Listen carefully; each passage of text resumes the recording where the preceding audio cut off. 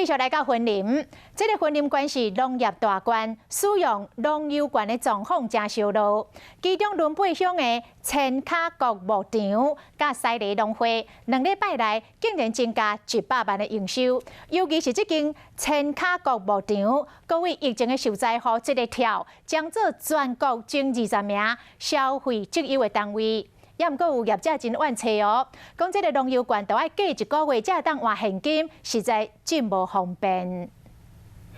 云林仑背乡的千卡国牧场，卖物件所在人山人海，全部拢是游客排队咧买物件，而且拢是用手机录农油罐。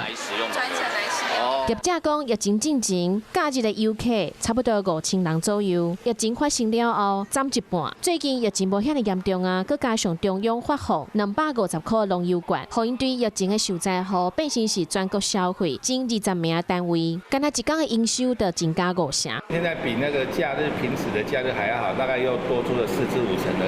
那个游客过来。西里电动会嘛，因为农油罐生意真好。 消费的部分呢，只要5700多份，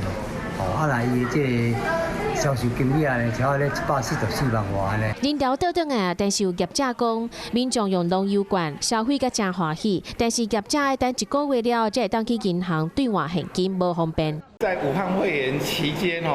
没有生意做嘛，现在才1个月，也已经很高兴了啦，总比没有生意做好了。正在做核销的作业，如果顺利的话，我们会往半个月来做一个调整。农委会讲，农油罐发放500万张，目前回收149万张，使用的情形比原本想的搁较好，所以已经和店面确认一撮资料，若是顺利，就当提前半个月，互店头家当去兑换现金，卖互资金周转的压力遐尼大。